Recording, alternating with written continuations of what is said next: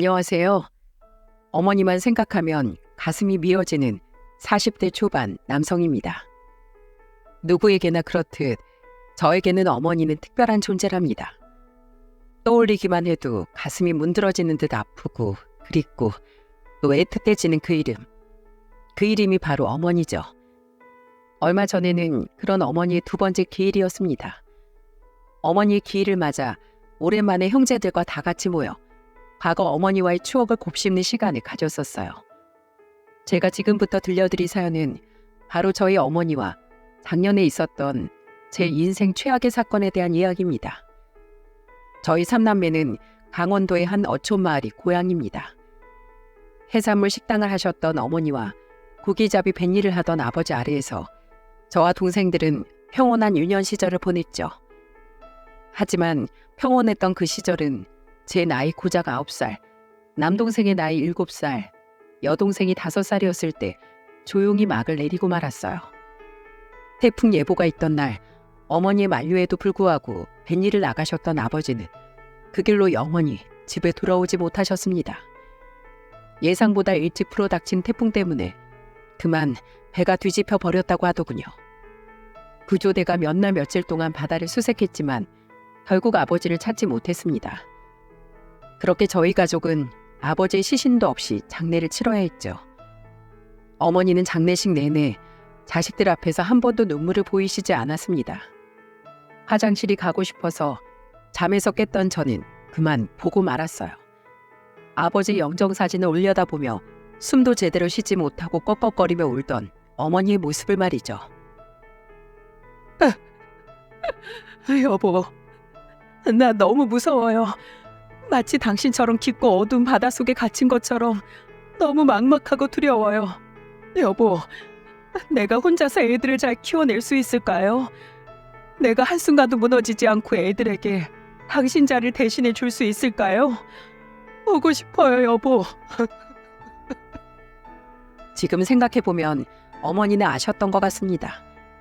부모의 눈물이 아이를 얼마나 불안함에 떨게 만드는지요. 그래서 어머니는 우리 삼남매 앞에서 애써 눈물을 참다가 그날 밤 결국 슬픔을 이기지 못하고 무너지셨던 거였죠. 아버지가 돌아가신 지 얼마 되지 않아 저희 가족은 도시로 이사를 갔습니다. 어머니는 그 도시에서 다시 식당을 차리셨어요. 전에 살던 곳은 유동인구도 관광객도 많이 없던 한적한 시골이라 그곳에서 어머니 혼자 식당을 하며 생계를 꾸려나가기엔 벌이가 턱없이 적었기 때문에요. 어머니는 정말 억척스럽게 사셨습니다. 어머니는 아침부터 저녁까지 식당에서 일을 하셨고 전 학교가 끝나면 친구들과 어울리지 않고 곧장 집으로 와 어머니가 냉장고에 차려놓은 반찬들로 동생의 저녁을 챙기고 동생들의 공부를 봐주곤 했죠. 그렇게 어머니의 희생 속에 우리 삼남매는 무사히 성인이 되었습니다. 제 남동생은 빨리 돈을 벌고 싶다며 직업 군인이 되었고 여동생은 대학에 진학하지 않고 2년간의 고시 생활 끝에 교도관이 되었습니다. 삼남매 중 제일 먼저 사위로 나왔던 전 사진관에서 보조기사로 일을 배우기 시작했습니다. 사진과가 있는 대학에 들어갈까도 잠시 고민했었지만 전 정말로 공부를 못했었거든요. 다른 일도 많은데 왜 하필 사진이니? 그냥 2번 다시 돌아오지 않을 현재를 한 장의 사진에 머무르게 하는 일이 뜻깊어 보여서요. 우린 지금도 돌아가신 아버지 사진 몇 장으로 아버지를 추억할 수 있잖아요. 그것처럼 많은 사람들에게 추억할 수 있는 지금을 선물해주고 싶어요. 어머니의 물음에 저는 저렇게 대답했습니다. 아버지를 일찍 여의었던 저는 몇 장의 사진 속에만 남겨져 있는 우리 5 식구의 평화로운 한때가 무척이나 소중하게 느껴졌죠. 그리고 그것에서 사진의 소중함을 느꼈고요. 열심히 일하며 돈을 모은 끝에 저는 30대 초반의 나이에 드디어 제 사진관을 열게 되었습니다. 사진관을 열고 제가 제일 먼저 찍은 사진은 다름 아닌 저희 어머니의 사진이었죠. 아유, 됐다.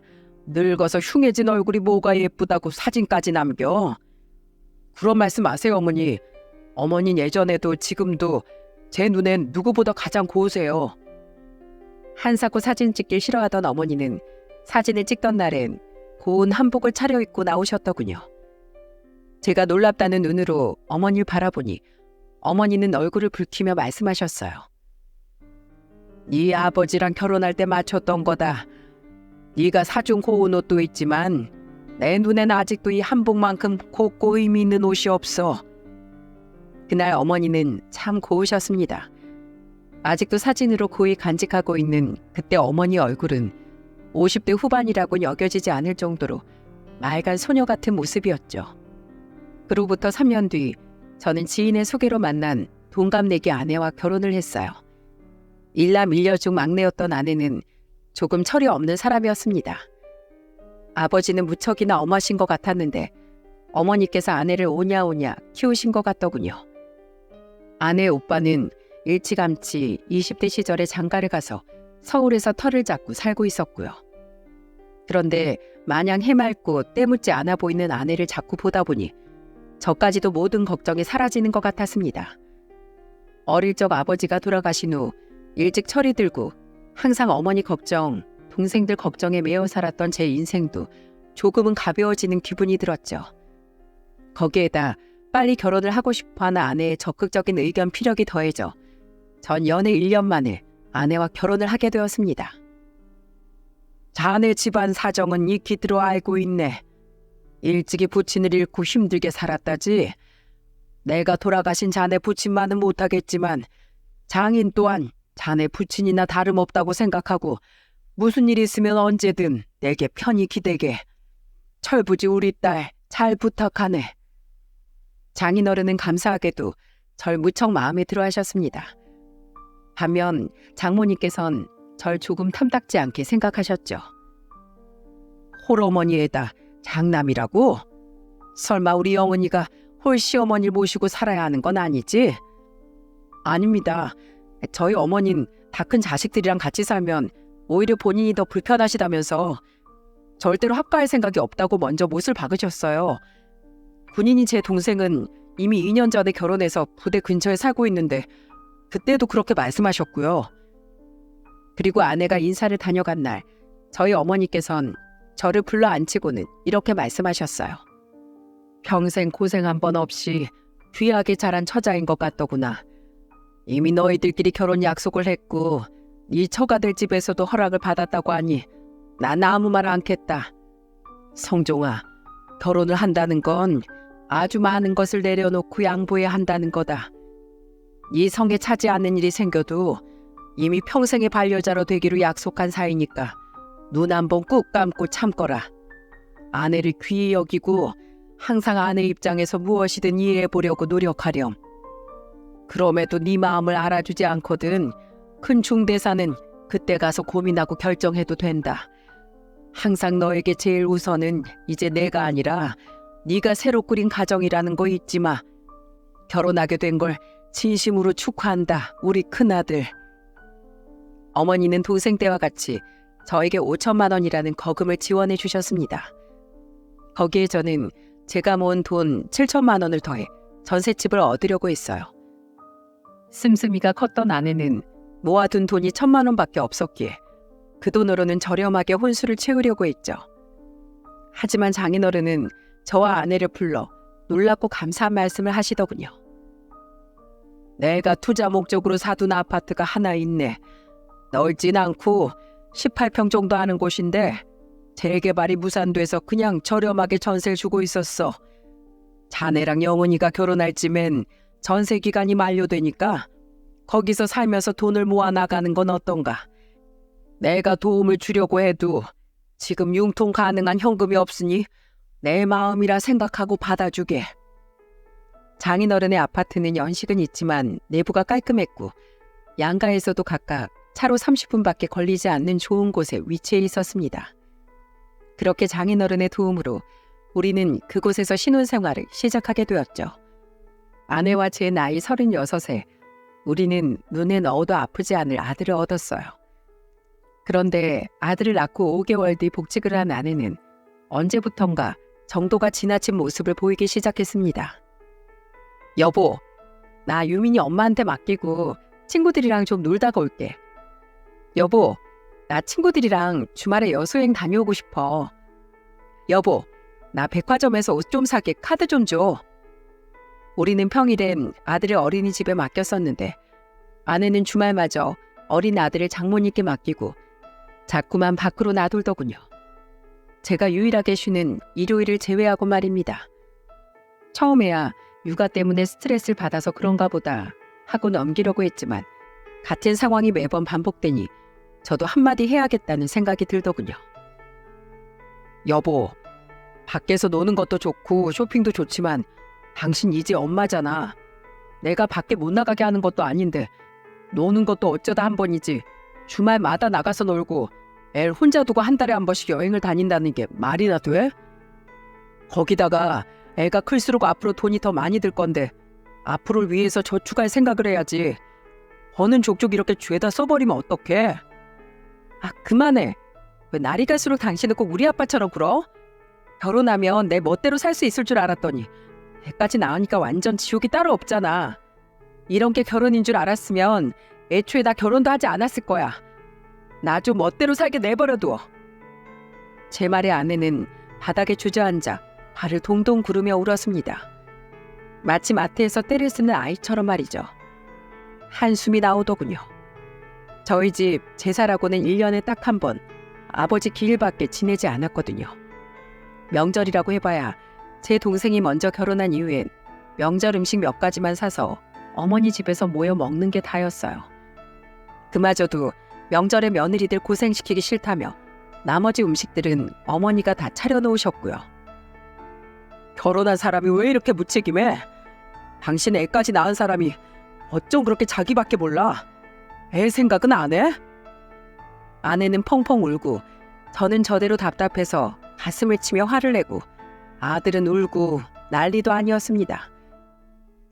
할 말은 많지만 어쩌겠습니까? 아내가 철이 없는 사람인 걸 알면서도 눈에 콩깍지가 씌어 결혼까지 한 저 자신을 탓해야죠. 저는 한숨을 쉬며 아내에게 약속을 한 가지 받아냈어요. 좋아. 근데 당신 앞으로 이건 나랑 약속해. 주말 약속은 한 달에 2번, 여행은 석 달에 한 번만 가겠다고. 그리고 당신 앞으로 카드 만드는 거? 좋아. 대신 한 달에 150 이상은 못 써. 나머지 생활비는 다 내가 관리하고 난 당신 개인 용돈으로 딱 150만 원만 줄 거야. 뭐? 그런 게 어딨어. 여기 있어. 나도 많이 양보한 거야. 이 이상은 나도 용납 못해. 또 이러면 그땐 당신이 유민이 엄마고 뭐고 나 정말로 이 결혼 진지하게 다시 생각할 거야. 알았어? 제가 처음으로 단호한 태도를 보이자 아내는 울상을 지으며 하는 수 없이 알았다고 대답을 하더군요. 사실 그만큼도 너무 과하다고 생각했지만 결혼했다고 해서 사람을 180도 바꿔놓는 건 불가능이라고 생각했고 다 알고서도 결혼한 제 책임도 있다고 생각했기에 저는 거기서 타협을 보아야 했습니다. 그렇게 여차저차 잘 살고 있는데 저에게 또 다른 불행이 들이닥치고 말았습니다. 저희 어머니께서 제 나이 39에 그만 위암 말기 판정을 받고 5개월의 시한부 선고를 받으신 거예요. 그리고 어머니는 아주 조용히 시한부 5개월 중 채 4개월을 넘기지 못하고 우리의 곁을 떠나셨죠. 형제간의 상의 끝에 우리는 어머니의 가게가 팔린 금액과 어머니의 유산을 똑같이 나누기로 했습니다. 그리고 어머니가 남긴 집은 결혼을 하지 않아 어머니께 지원을 받지 못했던 여동생에게 남겨주기로 했어요. 이후 어머니가 돌아가신 지 1년이 채 안 되었을 즈음에 어느 토요일이었습니다. 어느덧 저는 어머니를 조금씩 가슴에 묻고 살아가고 있었죠. 그런데 그날따라 자꾸만 배탈이 나더라고요. 저는 직원에게 양해를 구하고는 일찍 퇴근을 했습니다. 약국에서 약을 사서 집에 들어가며 저는 아내에게 죽을 좀 끓여달라고 부탁해야겠다고 생각했어요. 아내는 일전 저와의 약속 때문에 다음날 외출하는 대신 오늘은 분명 집에 있겠다고 말했었거든요. 그런데 집에는 5살 난 아들만 혼자 덩그러니 남겨져 있더군요. 저는 우선 급히 약부터 챙겨 먹고는 아들에게 물었죠. 유민아, 엄마는? 엄마 어디 갔어? 몰라. 모른다니. 엄마 언제부터 집에 없었는데? 아빠 나가고 엄마도 바로 나갔어. 엄마 원래 아빠가 집에 있을 때 빼고 집에 없어. 아, 맞다. 근데 엄마가 이거 아빠한테 말하지 말랬는데. 아빠, 이거 비밀이야? 약속? 어린 아들은 자기가 지금 무슨 말을 했는지 짐작도 하지 못한 채 해맑은 표정으로 제게 새끼손가락을 내밀었습니다. 정작 저는 아들의 말이 대체 무슨 뜻인지 파악하기 위해 동공이 엄청나게 흔들리고 있었는데 말이에요. 유민아, 그러니까 유민이 어린이집 다녀오는 날 말고 어린이집 안 가는 날에도 엄마가 집에 없었다고? 아빠 집에 있는 날 말고는? 엄마가 외할머니네 데려다 주거나 아니면 외할머니가 유민이 보러 우리 집으로 왔어. 근데 오늘은 외할머니가 못 오는 날이니까 엄마가 집에서 과자 먹고 얌전히 놀고 있으랬어.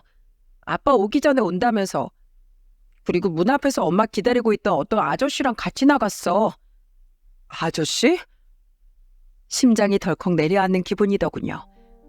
아들의 말은 곧 아내가 바람을 피우고 있다는 말 아니겠습니까? 저는 충격으로 손까지 덜덜 떨었죠. 저는 우선 상황을 제대로 파악해야겠다 싶어 아들의 새끼손가락에 손가락을 걸며 말했습니다. 유민아, 아빠가 비밀로 해줄 테니까 유민이도 아빠한테 이런 말 한 거 엄마한테 비밀이다. 알았지?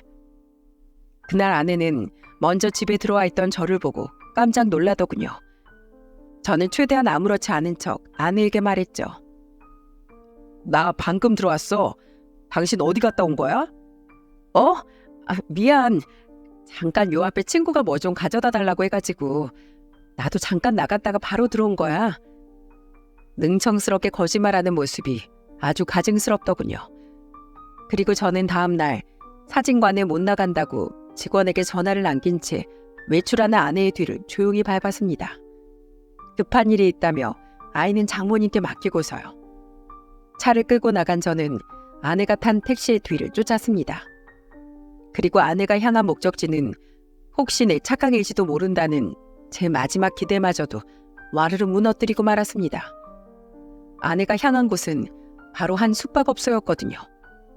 택시에서 내린 아내는 앞에서 자신을 기다리고 있던 한 남자와 자연스럽게 팔짱을 끼더니 한치의 망설임도 없이 그곳으로 들어가더군요. 저는 떨리는 손으로 카메라를 들어 올려 그 모습을 전부 찍었습니다. 그리고는 초조한 마음으로 건너편에 차를 대고 두 사람이 나오길 기다렸어요. 두 사람은 3시간이 지나고서야 그곳을 나왔고 이후엔 영화관으로, 영화관에서 나온 이후엔 식당으로, 마지막엔 술집으로 향하더라고요. 저는 검은 모자를 푹 눌러쓰고 그들의 뒤에 조용히 따라붙어 모든 것을 사진으로 남겼죠. 거기다가 술집에선 그 두 사람의 뒷자리에 앉는 데 성공해 두 사람의 대화 내용마저 모두 녹음할 수 있었습니다. 벌써 헤어질 시간이네. 우리 그냥 이대로 확 이혼하고 같이 살아버릴까? 나도 마음은 굴뚝 같지. 근데 나 바람나서 이혼하는 거 우리 아빠가 알면 난 머리 다 잘려서 집에 갇힐지도 몰라. 자기는 제사도 안 지내고 양가 부모님도 안 계셔서 명절에 놀러 다닌다며? 자기 와이프는 좋겠다. 이런 복받은 집에 시집가서. 자기 시어머니 작년에 돌아가셨다며? 나 만났을 쯤에 자기 시어머니 암투병 중이었잖아. 그럼 이제부터 명절에 당신 시간 안 가도 되겠네? 이참에 자기 남편한테 말해서 제사도 전부 없애자고 해. 그리고 나랑 만나서 놀자. 자기 받아. 이번 달 용돈. 저번 달에 카드값 모자랐다 그랬지? 카드값에 보태. 고마워 영태씨. 우리 남편 완전 쪼잔하다니까. 용돈 150이 뭐야 150이. 내가 백화점 쇼핑 좋아하는 거 뻔히 다 알면서 진짜 나 자기 없었으면 어떻게 살았을까. 그러니까 얼굴 좀 자주 보여줘. 우리 일주일에 거의 한두 번밖에 못 보잖아. 남편하고 예전에 약속한 게 있어서 그래. 그래도 토요일에는 남편 몰래 자기 보러 나오는 거야. 우리 아들 입단속하느라 얼마나 진땀 뺐다고. 우리 다음 달에 여행 가잖아. 그때까지 좀만 참아. 기가 차서 말이 안 나오더군요. 분노로 이가 뿌득 갈렸습니다. 저희 어머니가 암투병 중이실 때 제가 매일같이 어머니 곁에 붙어있는 동안 아내는 바람이 났던 겁니다. 슬퍼하는 남편인 제 곁에서 더욱 붙어서 위로해주지 못할 망정 제 뒤통수로 꽹가리를 치고 있었던 거죠. 술집에서 나온 그들은 각자 택시를 타고 헤어지더군요. 잠시 고민을 하던 전 이번엔 그 남자의 택시 뒤를 따라 붙었습니다. 그 남자는 한 빌라 앞에서 내렸어요. 몇 층에 사는 건지 알아보려는데 참 쉽게도 그 남자는 빌라에 들어가자마자 1층 왼쪽 집 문의 도어락을 열고 들어가더라고요. 그 하루 만에 제 인생은 송두리째 뒤집혀 버렸습니다. 철이 없어도 본심은 착할 거라고 믿었던 아내는 속에 구렁이 얼마린 품고 있던 사악한 거짓말쟁이였더군요. 전 처가에서 아들을 찾아 집으로 돌아왔습니다.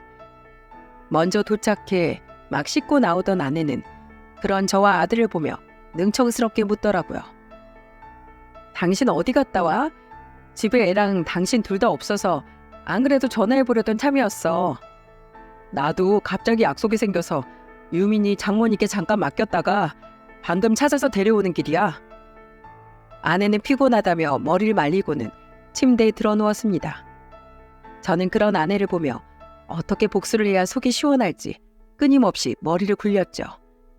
문제는 그 다음 주 토요일이 어머니의 첫 기일이었다는 겁니다. 저는 술집에서 엿들었던 아내와 상간남의 대화를 떠올렸어요. 제사를 지내기 싫다는 아내의 말과 제사를 지내지 말고 자신과 만나서 놀자는 상간남의 말이죠. 저는 잠시 고민 끝에 그날 아내에게 기회를 한번 주기로 했습니다. 저는 제사 전전날이 목요일 저녁 아무것도 모르는 척 아내에게 운을 뗐죠. 내일 모레 우리 어머니 첫 기일인 거 알지?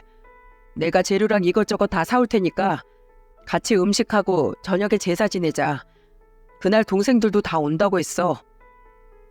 거기까지 말을 마친 저는 아내의 얼굴을 곁눈질로 살폈습니다. 아니나 다를까 아내의 표정은 굉장히 못마땅하더군요. 그리고 아내는 결국 돌아올 수 없는 강을 건너고 말았죠. 안 그래도 내가 전부터 얘기하려고 했는데 우리 이참에 아버님 제사도 어머님 제사도 전부 없애자. 요즘 누가 제사를 지내? 있는 제사도 다 없애는 추세잖아. 그리고 그날 저녁에 나 모임 약속도 있어. 다수결로 정해진 날짜라 빼기도 힘들고. 그래? 정말 그렇게 생각해? 정말 제사 안 지내고 당신 볼일 보러 나갈 거야? 그럴래. 솔직히 어머님도 괜히 자신 제사 때문에 자식들이 고생하는 거 원치 않으실 거야. 그래 그럼 마음대로 해. 진짜지? 우리 타분한 당신이 웬일이래? 아내는 한치의 이상함도 느끼지 못하고 기분 좋게 웃더군요. 방금 자신이 제가 베풀 수 있는 마지막 자비마저 제 발로 걷어찼다는 사실은 상상도 못한 채 말이죠. 저는 곧바로 두 동생에게 전화를 걸어 말했습니다. 내일 모레 어머니 제사 있지? 그거 어머니 집에서 지내자. 어머니가 쓰시던 주방기구들 다 남아있잖아. 웬만한 음식들은 다 내가 사서 갈게. 이유는 그때 설명해 줄게. 제 여동생은 어머니의 집을 팔지 않고 그대로 가지고 있었어요.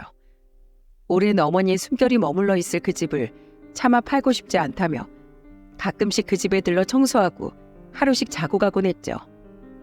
저는 애초에 어머니 제사 음식을 저와 형제들이 직접 하면 했지 재수 씨나 아내에게 시킬 생각도 없었습니다.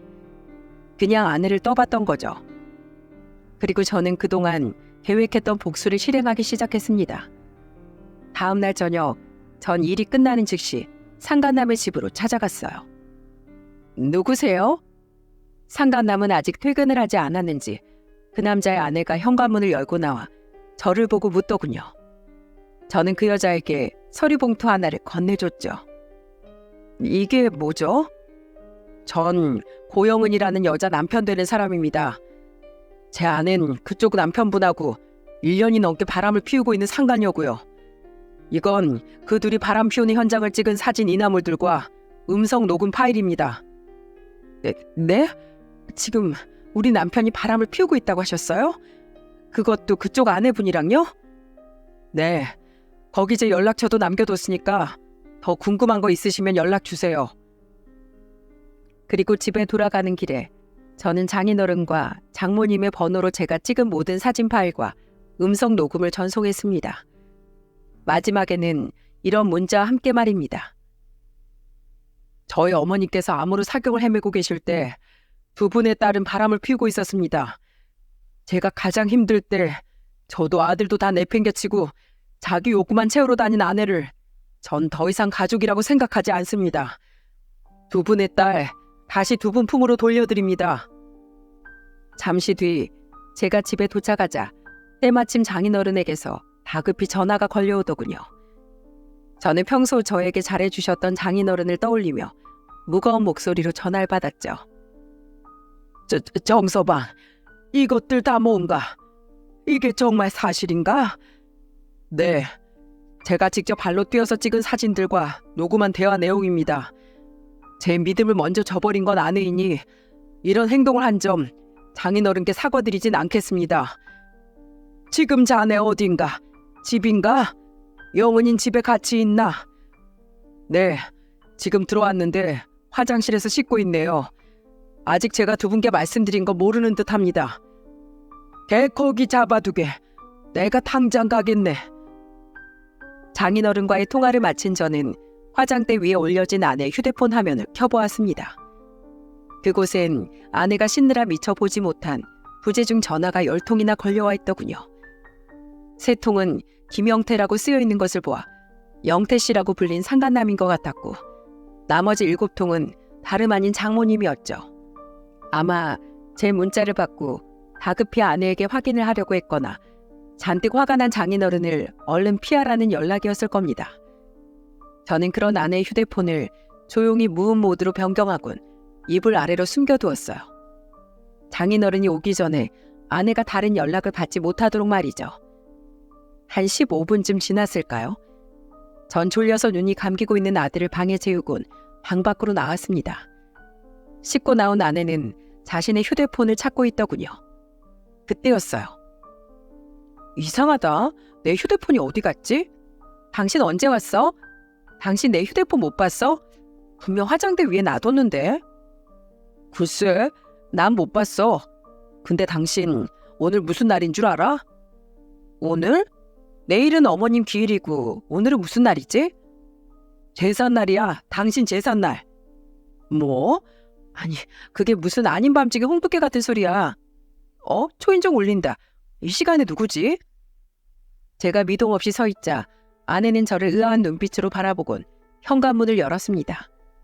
그리고 그와 동시에 저희 집은 완전한 아수라장이 되었죠. 누구? 엄마, 아빠? 이 시간에 여기 왜 오셨어요? 아빠! 너희 망할 기집애가 집안 망신을 시켜도 유분수지. 집에 들어오자마자 장인어른은 젖은 아내의 머리카락을 움켜쥐고는 집 안으로 쳐들어오셨습니다. 아내는 소리를 질러대며 머리채를 잡힌 채 장인어른에게 끌려 들어왔고, 장모님은 옆에서 발을 동동 구르며 장인어른에게서 아내의 머리채를 빼내려고 애를 쓰고 있었죠. 그러거나 말거나 장인어른은 아내의 머리채를 쥐고 주방을 두리번거리더니 이내 주방 가위를 찾아 집어들었습니다. 여보, 그걸로 뭐 하려고요? 예? 여보, 우선 진정하고. 진정은 무슨 진정? 이런 앤 아이 밖에서 얼굴도 못 들고 다니게 아주 엉망진창으로 만들어버려야 돼. 당신이 얘를 그렇게 오냐오냐 키웠으니 시집을 가고서도 정신을 못 차리고 바람이나 피워대지. 바람? 아빠가 그걸 어떻게... 내 머리카락. 아빠, 잠깐만. 내 말 좀 들어봐. 아빠, 여보, 우리 아빠 좀 어떻게 해봐. 장인어른은 그 자리에서 아내의 머리카락을 손에 잡히는 대로 잘라버리시더군요. 아내는 혹시 다칠까봐 크게 몸부림을 치지도 못하고 비명을 지르며 저와 장인어른만을 불러댔죠. 이내 장인어른은 가위질을 멈추셨고 아내의 머리는 쥐가 파먹은 것처럼 못볼 꼴이 되어버렸습니다. 장모님은 아내의 머리를 보며 아이고 소리만 남발했고, 아내는 바닥에 떨어진 자신의 머리카락을 보며 펑펑 울기 시작하더라고요. 내 머리 이 꼴로 밖에 어떻게 나가? 나가긴 뭘 나가. 나가지 마. 회사도 다 때려치워 이 쌍놈의 기집애. 어디 할 짓이 없어서 바람을 피워? 당장 정서방한테 무릎 꿇고 싹싹 안 빌어? 여보, 그만 좀 해요. 네? 이러다 애 잡겠어요. 진짜로 거꾸로 매달고 패고 싶은 거 간신히 참는 중이야. 너 진짜 아빠한테 더 혼나볼래? 당장 이리 안 와? 안 되겠다. 네가 남은 머리까지 다 잘려봐야 정신을 차리지. 가요, 가. 간다고요, 아빠.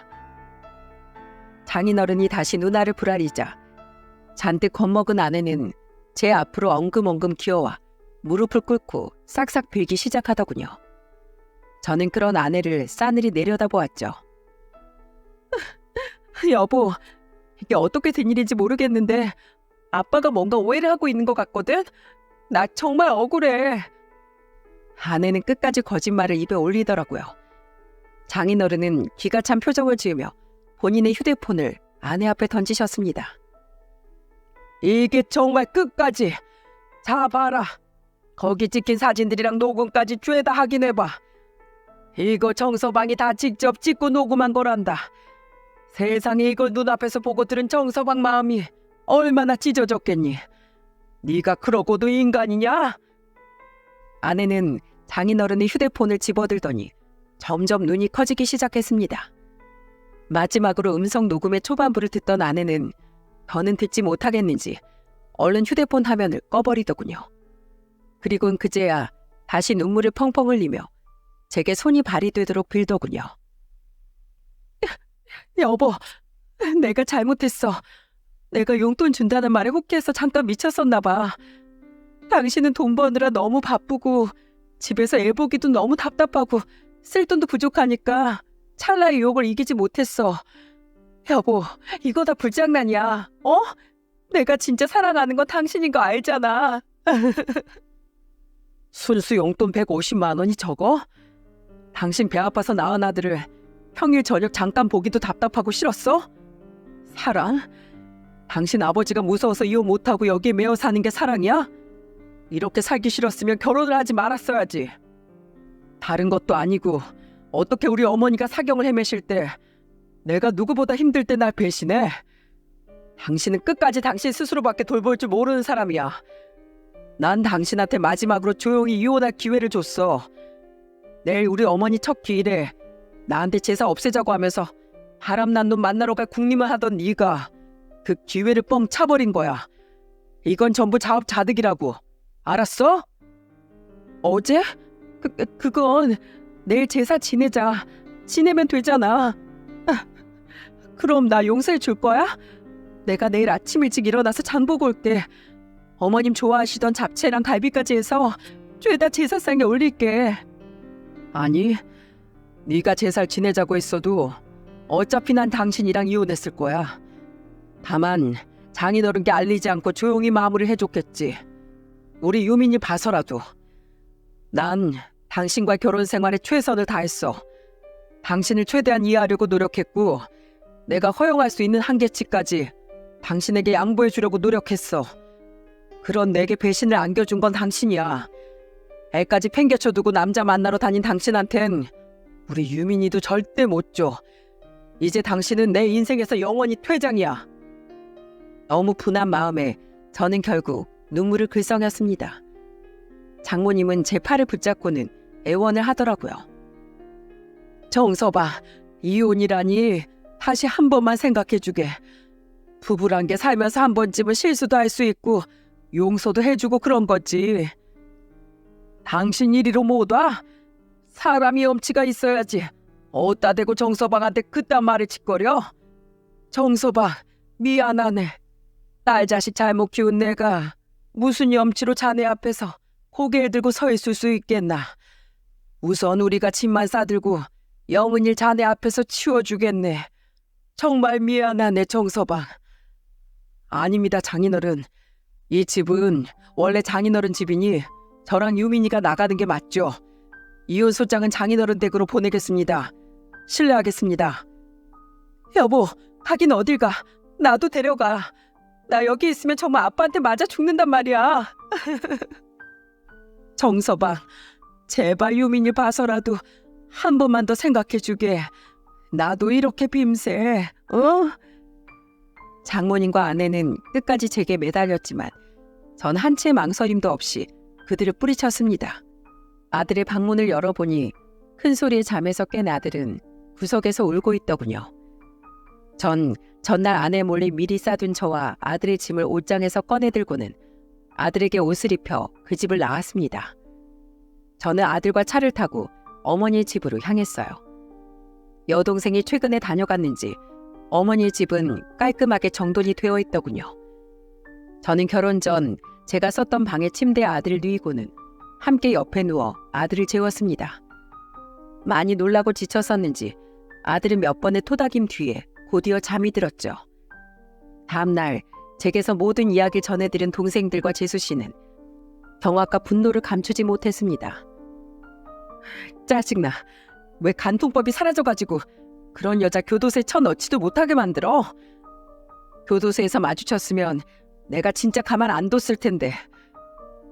어머니의 첫 기일의 화두는 하루 종일 저의 이혼 이야기였습니다. 이후 저는 여동생에게 양해를 구하고 한동안 어머니의 집에서 출퇴근을 하고 아들을 새로운 어린이집에 등원시켰죠.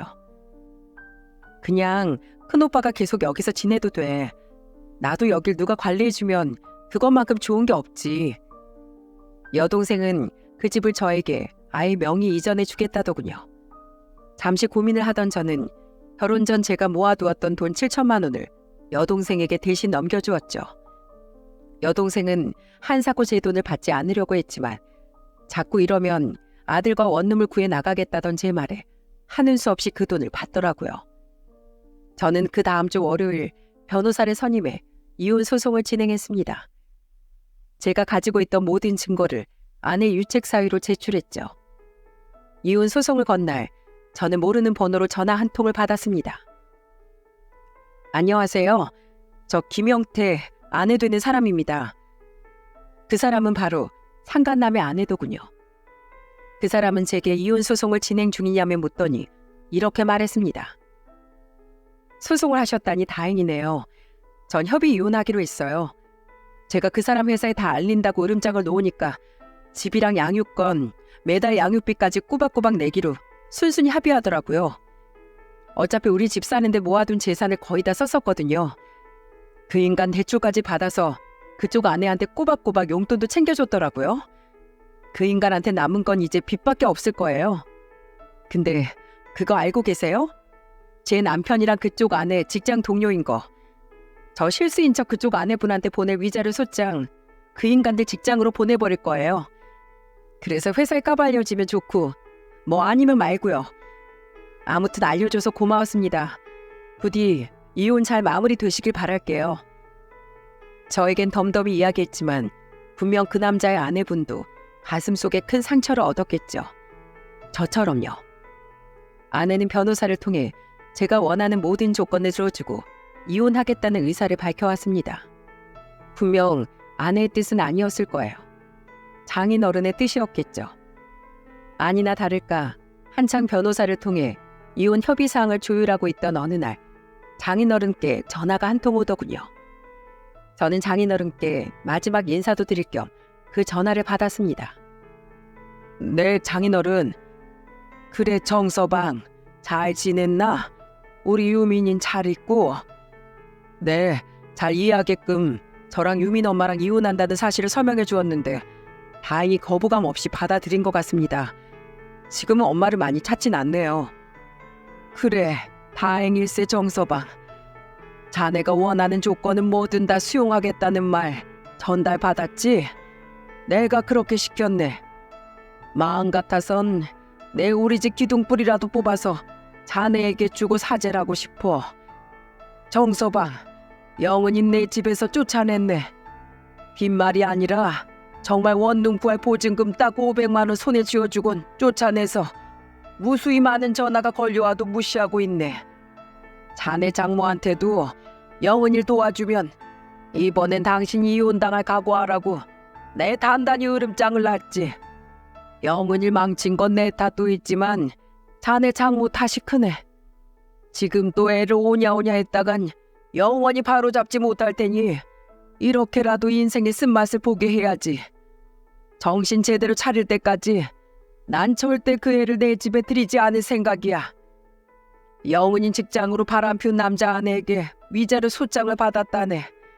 알고 보니 그 둘이 같은 회사 동료 사이였다더군. 누군가 영은이의 이혼 소장을 본 건지 이미 회사에서 소문이 파다하게 퍼져 그 놈은 이미 회사를 그만두었다고 하네. 영은이는 혼자 살아갈 생활비가 없으니 원룸에서 지내면서 우선 버티고 있다곤 하는데 또 모르지 언제 권고사직을 당할지 제 스스로 백기를 들고 걸어 나오게 될지 말이야. 뭐가 됐든 인가응 보니까 난 그 애를 동정하지 않을 생각이야. 마지막으로 정서방, 내 말을 꼭 거절치 말고 들어주게. 자네랑 영은이가 살던 그 집 명의를 자네 앞으로 돌려주고 싶어. 위자료 대신이라고 생각하기 싫으면 자네를 아들처럼 생각했던 내 사주의 마음이라고 생각해주게. 협의 이혼이 마무리되기 전에 이 이야기를 꼭 하고 싶어서 전화한 게야. 정서방, 모쪼록 앞으로 잘 살게. 돌아가신 사부인께 보란 듯이 이혼 따윈 아무것도 아니라는 듯 당차고 밝게 살아줘. 우리 유민이 잘 부탁하네. 그동안 내 사이가 되어주어서 참으로 고마웠네. 저는 한사코 장인어른의 호의를 마다했지만 장인어른은 막무가내로 제게 그 집을 넘겨주셨습니다. 이런 걸 바란 건 아니었는데 아내의 죗값을 장인어른이 치르는 모습을 보니 참으로 가슴이 먹먹해지더군요. 모두를 불행하게 만든 아내가 너무나도 미웠죠. 아내는 협의 이혼 서류를 접수하러 법원에서 마주친 날 세상 불쌍한 표정을 지으며 제게 이러더군요. 여보, 우리 진짜 이혼해? 나 진짜 요즘 사는 게 아니야. 유민이는 엄마 안 보고 싶어해? 정말 나 한 번만 봐주면 안 될까? 넌 끝까지 정신 못 차렸구나. 안 돼. 싫어. 유민이가 당신을 아무리 찾아도 이젠 내가 당신이 끔찍하게 싫어. 당신을 보고 깨달았어. 세상 모든 어머니가 다 우리 어머니 같진 않구나. 자식이고 뭐고 제 한모만 생각하는 당신 같은 여자도 있구나 하고 말이야. 오늘 이후로 가급적 얼굴 볼 일 없었으면 좋겠다. 그리고 당신은 앞으로 재혼하지 마. 특히 절대로 애 낳지 마. 당신은 당신 혼자만을 위한 삶을 살아.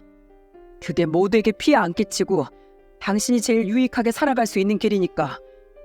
우리 유민이를 위해서 제발 넌 어디 가서 부끄럽게 살지 마. 나 간다. 아내는 제 말에 말없이 눈물을 뚝뚝 떨구더군요. 그날이 아내와 대화를 한 마지막 날이었습니다. 이후 협의 이혼 의사 확인 날에는 저도 아내도 단 한 번의 눈 마주침 없이 끝이 났죠. 정확히 말하자면 아내는 몇 번 제 쪽을 흘끔댔지만 전 아내 쪽에 단 한 번도 눈길을 주지 않은 거지만은요. 아내는 아마 상간남의 아내에게 위자료를 물어줘야 했을 겁니다. 왜냐하면 저 또한 소송을 걸어 그놈에게 위자료를 받아낼 수 있었거든요.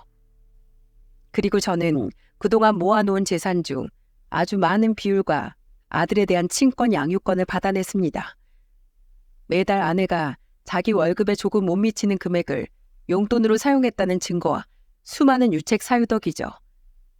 그렇게 어머니의 첫 기일이 지나고 얼마 전 두 번째 기일 또한 저와 아들이 살고 있던 어머니의 집에서 제사를 지냈습니다. 작년엔 집에 살림살이도 재료도 많이 없어 사서 제사를 지냈지만 이번엔 온 가족이 모여서 함께 제사 음식을 했죠.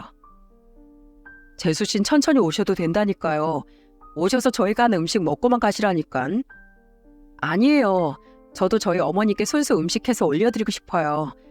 엄마 없는 제게 어머님이 얼마나 잘해주셨는데요.